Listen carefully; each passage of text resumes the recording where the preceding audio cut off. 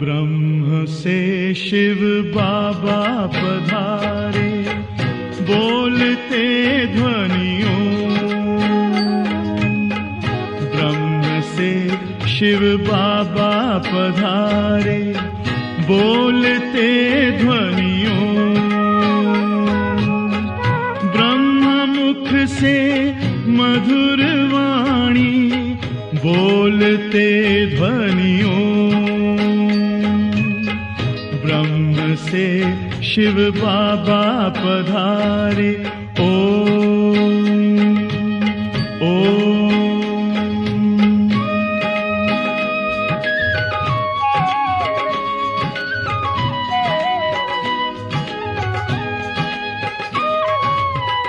ओम की इस मधुर ध्वनि से किया परिवर्तन,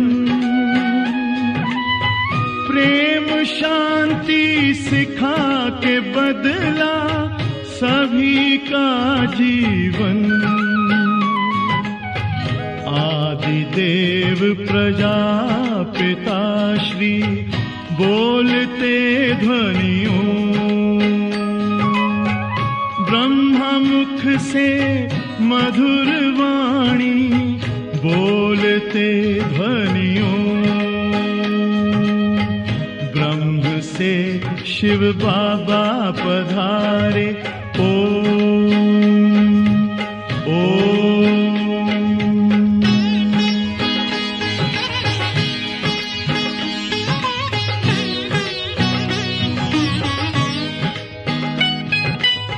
सोहनी सूरत मोहनी मूरत, ज्ञान के मोती।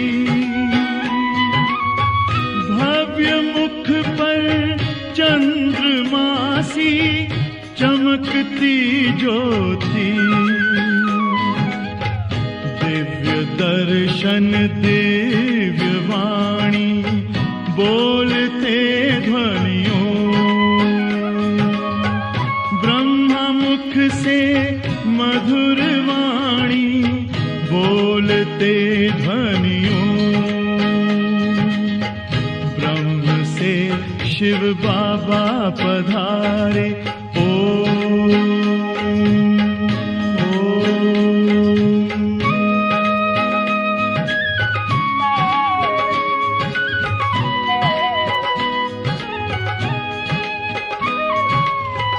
विश्व में थी पाप की जब घटा छाई, तब विभूति आप जैसी धरती पे आई। एक तार में बंध के सारे, बोलते ध्वनियों। ब्रह्मा मुख से मधुर वाणी, बोलते ध्वनियों। ब्रह्म से शिव बाबा पधारे, बोलते ध्वनियों। ब्रह्मा मुख से मधुर वाणी, बोलते ध्वनियों। ब्रह्म से शिव बाबा पधारे, ओम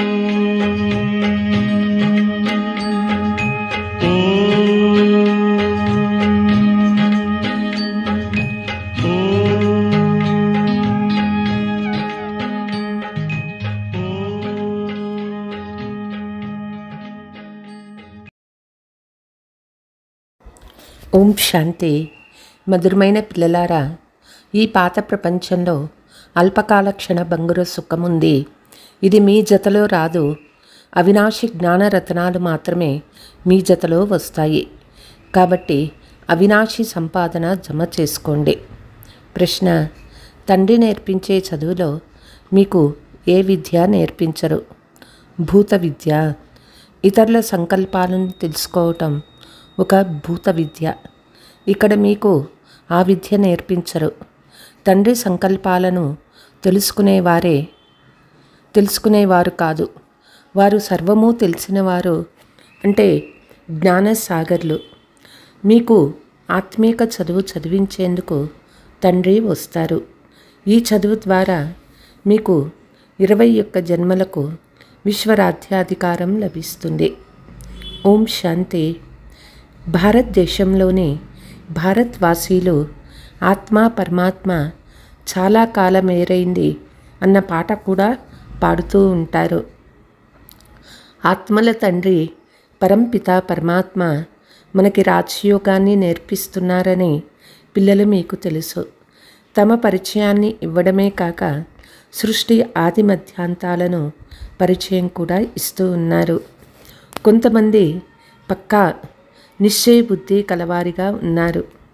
కొంతమంది తక్కువగా అర్థం చేసుకుంటారు. నెంబర్ వారుగా ఉంటారు కదా.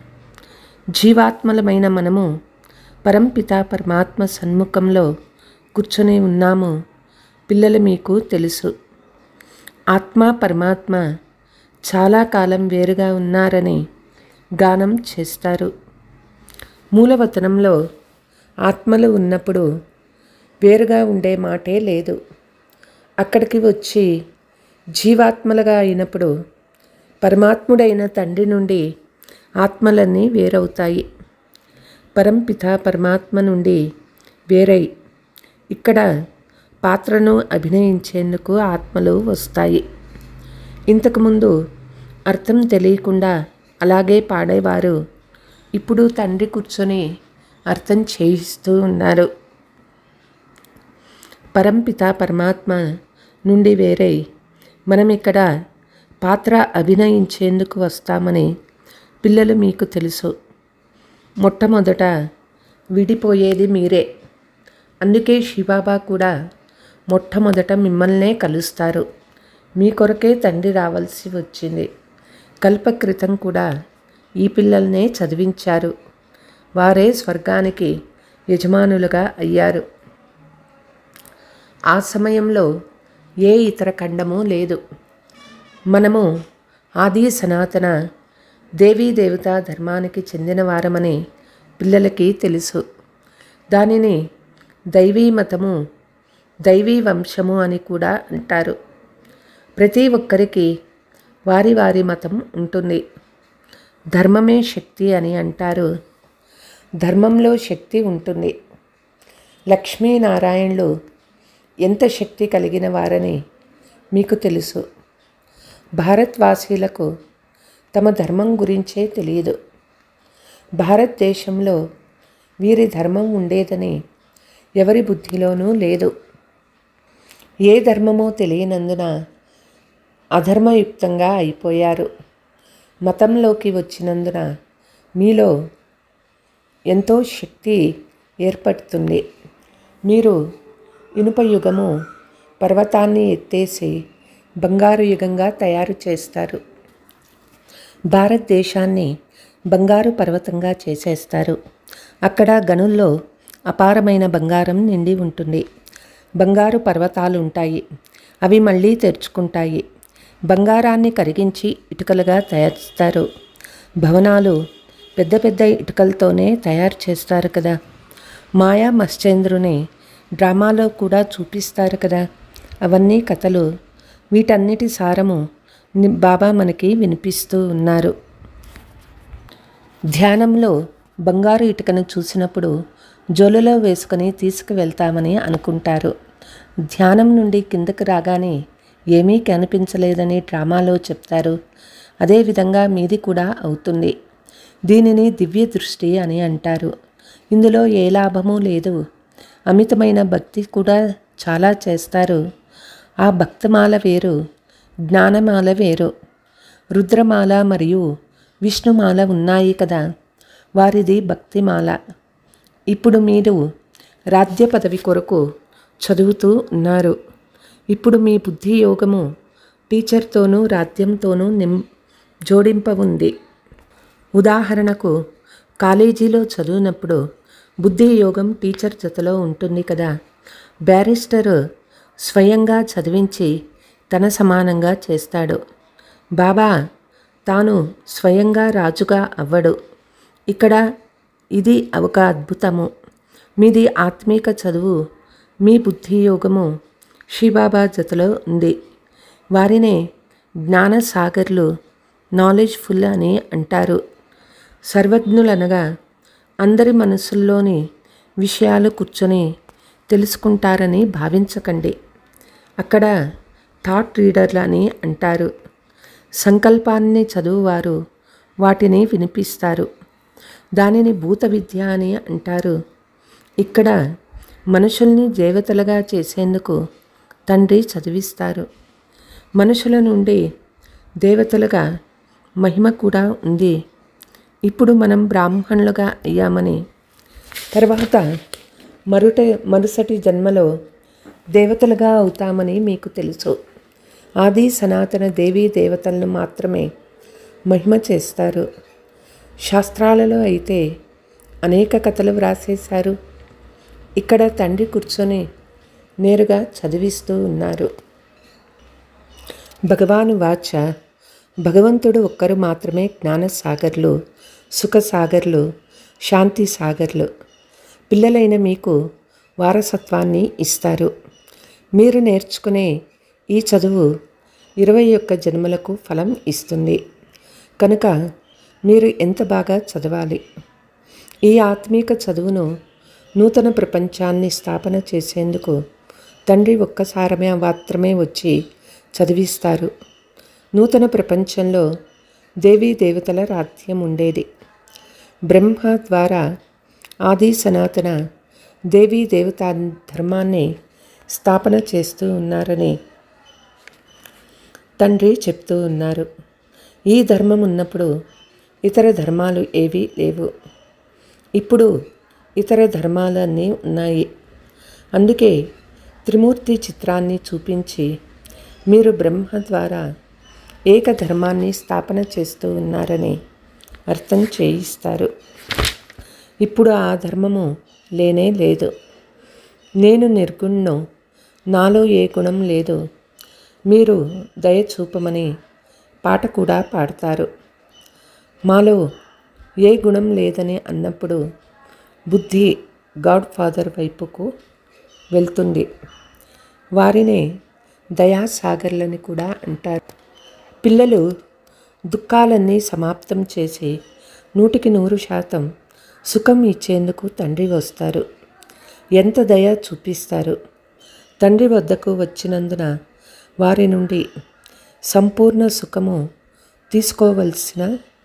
తీసుకోవాలని మీకు తెలుసు. దాని పేరే సుఖధామము, ఇది దుఃఖధామము.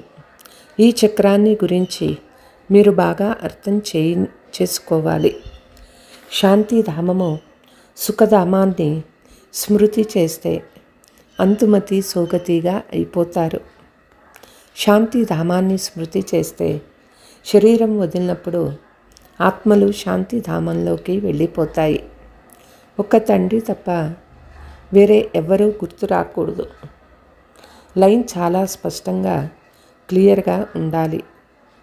ఒక్క తండ్రిని మాత్రమే స్మృతి చేస్తే లోపల సంతోష పాదరసం పైకెక్కుతుంది. ఈ పాత ప్రపంచంలో అల్పకాల క్షణభంగుర సుఖం మాత్రమే ఉంది. ఇది వెంట రాదు. అవినాశి జ్ఞానరత్నాలే జతలో వస్తాయి. అంటే జ్ఞానరత్నాల సంపాదన మాత్రమే వెంట వస్తుంది. దాని ద్వారా 21 జన్మల ప్రాలబ్ధాన్ని అనుభవిస్తారు. ఎవరైతే తండ్రికి సహాయం చేస్తారో వారి వినాశీ ధనం కూడా వారి వెంట వెళ్తుంది. బాబా మా దగ్గర ఉన్న గవ్వలు కూడా తీసుకొని అక్కడ మెహల్ ఇవ్వండి అని అంటారు. తండ్రి గవ్వలకు బదులుగా రత్నాల రాశిని ఇస్తారు. అమెరికా వారు పురాతన వస్తువులను చాలా ధనం ఖర్చు చేసి ఖరీదు చేస్తారు. పురాతన వస్తువులను మనుషులు చాలా ఎక్కువ వెలకు అమ్ముతారు. వారి నుండి చాలా ధనం తీసుకుంటారు. అమెరికా వారి నుండి పైసా వస్తువుకు వేల రూపాయలు తీసుకుంటారు. బాబా కూడా చాలా మంచి కొనుగోలుదారుడు. భోలానాథుడనే గాయనం ఉంది కదా, మనుషులకు ఇది కూడా తెలియదు. వారు శివశంకర్లను కలిపి ఇద్దరూ ఒక్కరే అని అంటారు. జోలను నింపమని వారిని ఏడుకుంటారు. మనకు జ్ఞానరత్నాలు లభిస్తాయని వాటితో మన జోలు నిండుతండ్రినే పిల్లలు మీకు తెలుసు. వీరు అనంతమైన తండ్రి, వారేమో శంకరుని భోలానాథుడని అంటారు. శంకరుడు ఉమ్మెత్త పువ్వులు తినేవారని, బంగు త్రాగేవారని అంటారు. కూర్చొని పనిలేక ఏవేవో కథలు వ్రాసేశారు. పిల్లలు మీకిప్పుడు సద్గతి కొరకు చదువుతూ ఉన్నారు.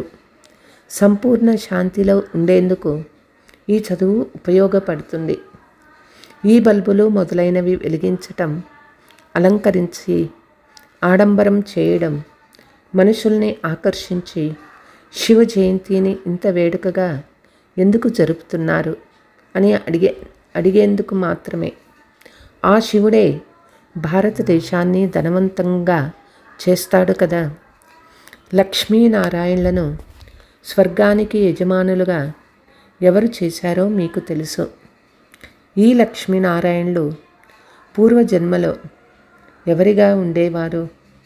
గత జన్మలో జగదాంబ జ్ఞానేశ్వరిగా ఉండేది.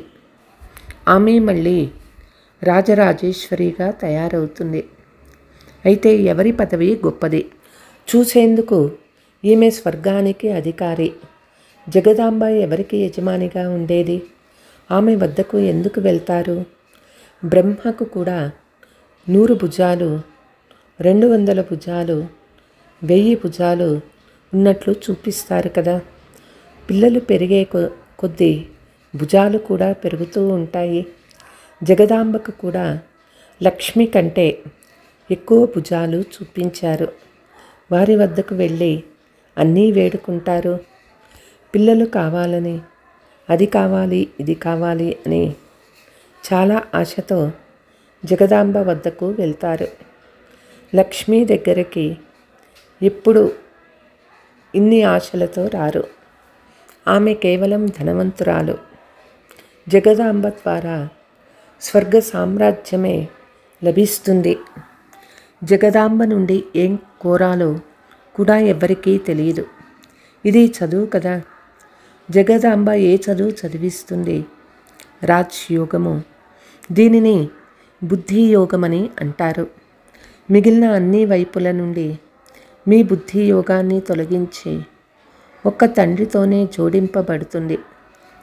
బుద్ధి అనేక వైపులకు పరిగెడుతుంది కదా.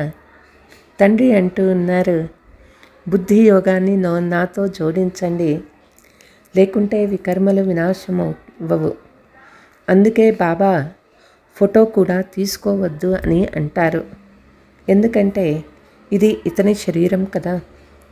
తండ్రి స్వయంగా మధ్యవర్తిగా అయ్యి ఇప్పుడు ఆ కంకణాన్ని రద్దు చేయండి అని చెప్తారు. కామచితి నుండి కిందకు దిగి జ్ఞానచితిపై కూర్చోండి. కామచితిపై నుండి కిందకు దిగండి. స్వయాన్ని ఆత్మగా భావించి తండ్రినైన నన్ను స్మృతి చేస్తే వికర్మలు వినాశమవుతాయి. ఇతర మనుషులెవరూ ఇలా చెప్పలేదు. మనుషుల్ని భగవంతుడని అనరాదు. ఆ తండ్రి ఒక్కరే పతిత పావనుడైన పిల్లలైన మీకు మాత్రమే వారే వచ్చి కామచితిపై నుండి కిందకు దించి జ్ఞానచితిపైన కూర్చోబెడతారు.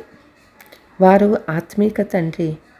వారు ఇతనిలో కూర్చొని చెప్తూ ఉన్నారు, మీరంతా ఆత్మలు.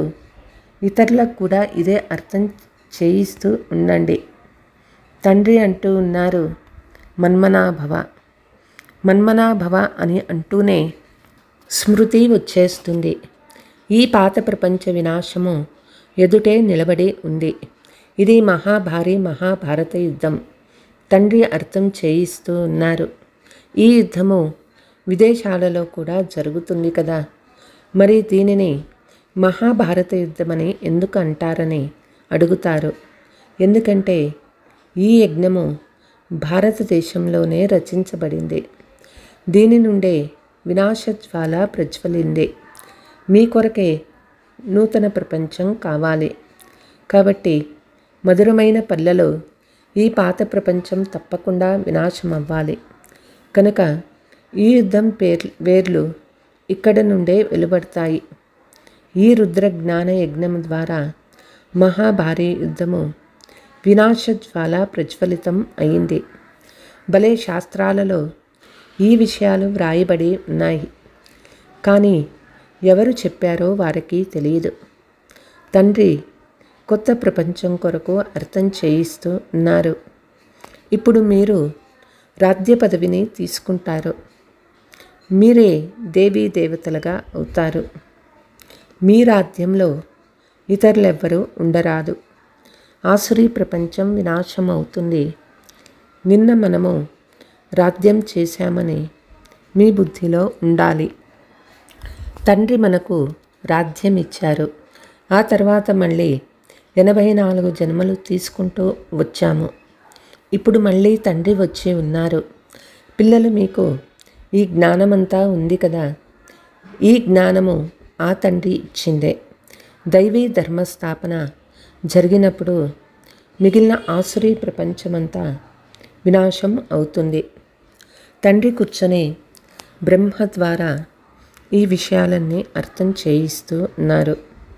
బ్రహ్మ కూడా శివుని పుత్రుడే. బ్రహ్మయే విష్ణువు, విష్ణువే బ్రహ్మగా అవుతారని రహస్యాన్ని కూడా అర్థం చేయించారు. ఇప్పుడు మనము బ్రాహ్మణులుగా అయ్యాము. మనమే మళ్ళీ దేవతలుగా అయ్యి 84 జన్మలు తీసుకుంటామని మీరు తెలుసుకున్నారు. ఈ జ్ఞానాన్ని ఇచ్చేవారు ఒక్క తండ్రి మాత్రమే. కనుక ఇతర మానవుల నుండి ఈ జ్ఞానం ఎలా లభిస్తుంది?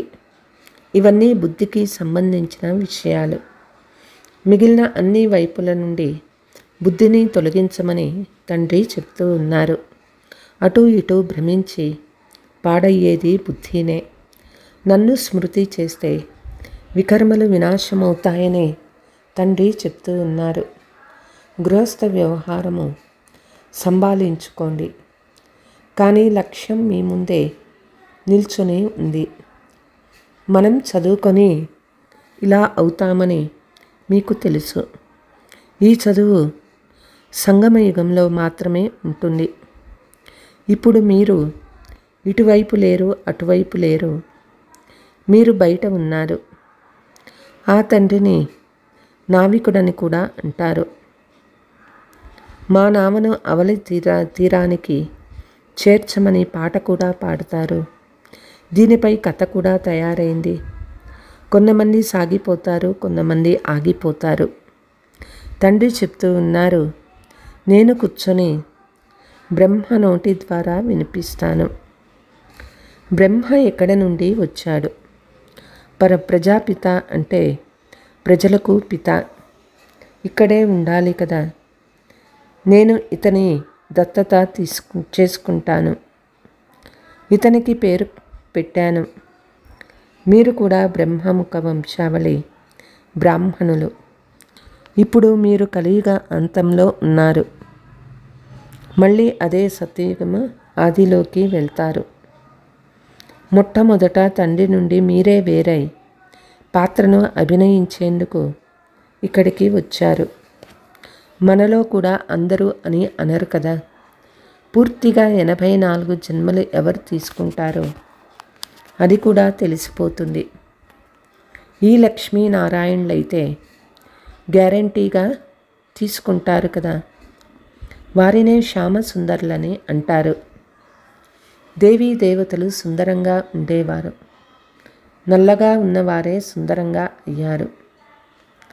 పల్లె బాలం నుండి సుందరంగా అవుతారు. ఇప్పుడు అందరూ పల్లె పిల్లలుగా ఉన్నారు. ఇవన్నీ అనంతమైన విషయాలు. వీటి గురించి ఎవరికీ తెలియదు.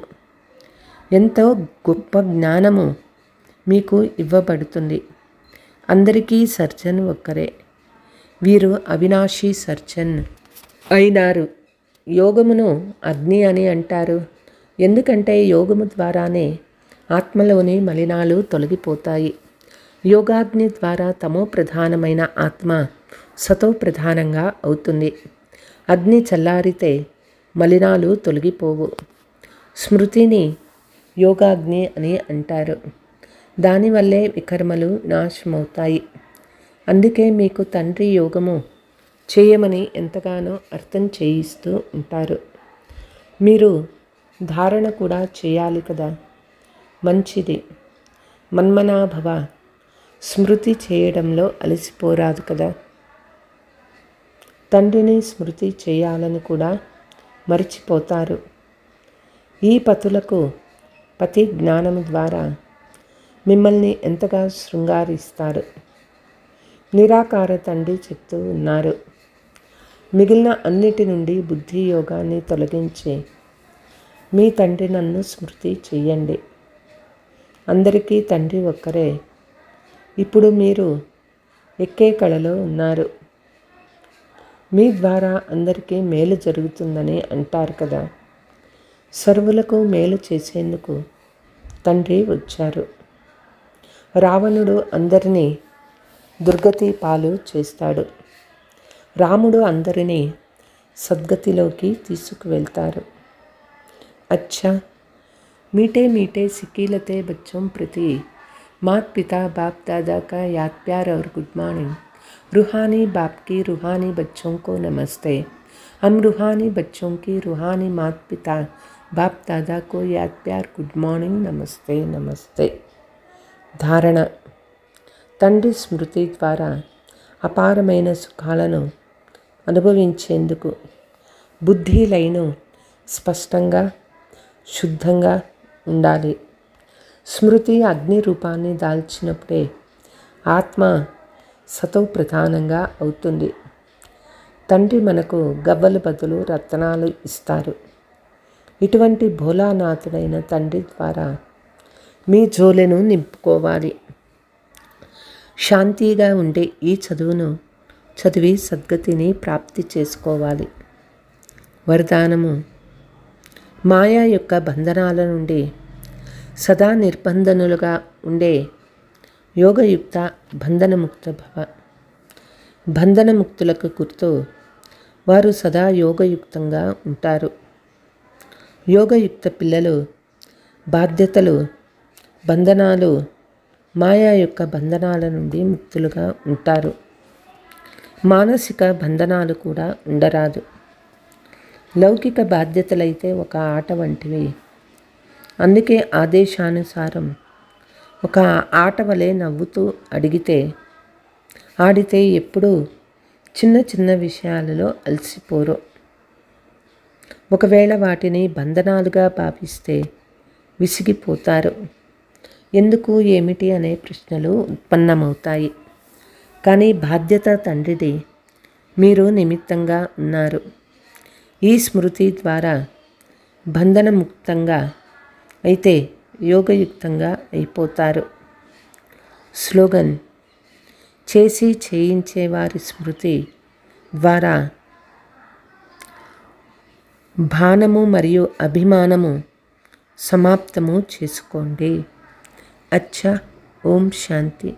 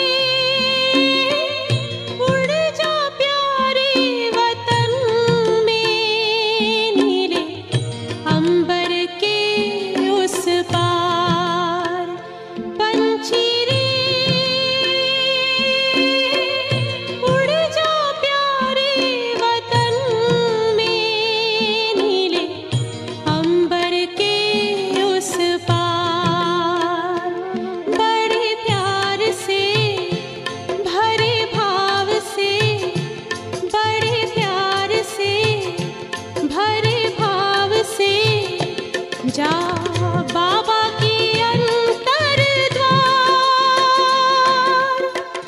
उड़ जा प्यारे वतन में, नीले अंबर के उस पार।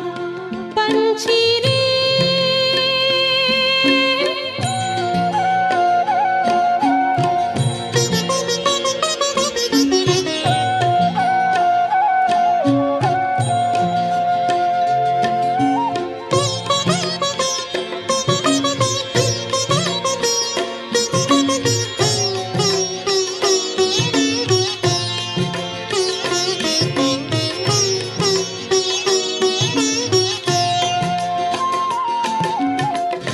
पंचेंद्रिय का छोड़ दे बंधन, तन मन से तू हो जा समर्पण।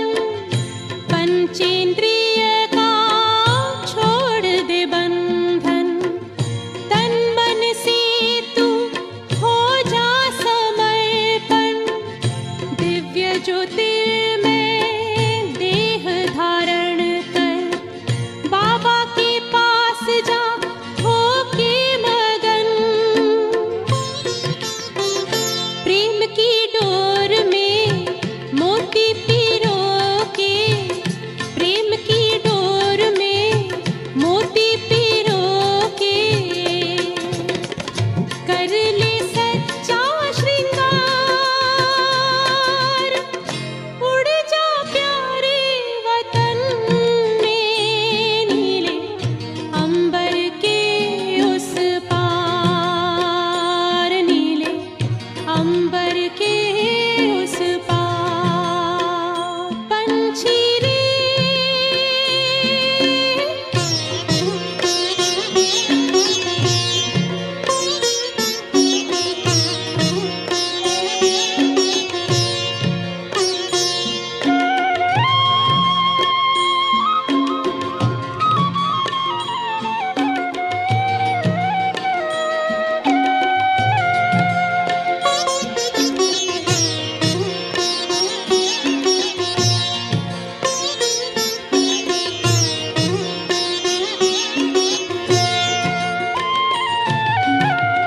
बन के फरिश्ता बाबा से मिलना, देना संदेश हमारा। बन के फरिश्ता बाबा से मिलना, देना संदेश हमारा। याद प्यार हम सबका देना, लावतन का नजारा। सच्ची लगन से बन जा बाबा के, सच्ची लगन से बन जा बाबा के। तू गले को हार, उड़ जा प्यारे वतन में, नीले अंबर के उस पार। हो नीले अंबर के उस पार। पंछी रे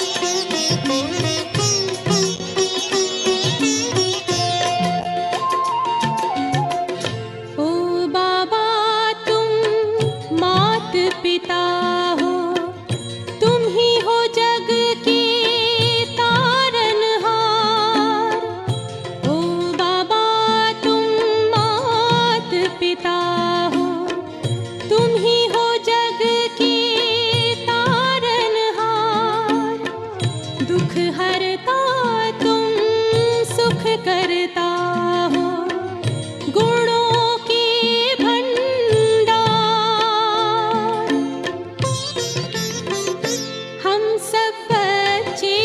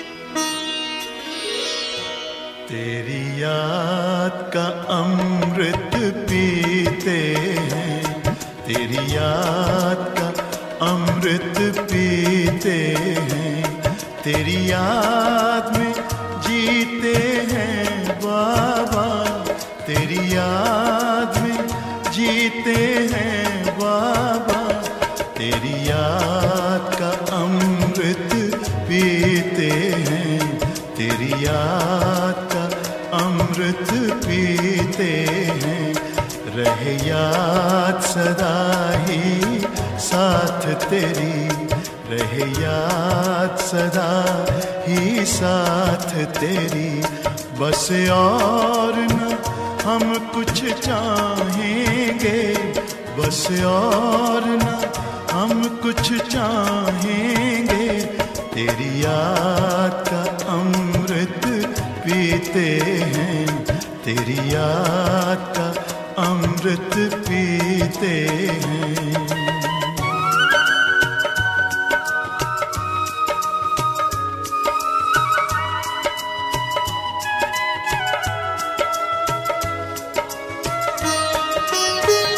जो पल बीते तेरी यादों में, जो पल बीते तेरी यादों में, वो पल अविनाशी होते हैं, वो पल अविनाशी होते हैं। हर पल को सफल बना देंगे, हर पल को सफल बना देंगे, तेरी याद कभी ना छोड़ेंगे, तेरी याद कभी ना छोड़ेंगे, तेरी याद का अमृत पीते हैं, तेरी याद का अमृत पीते हैं।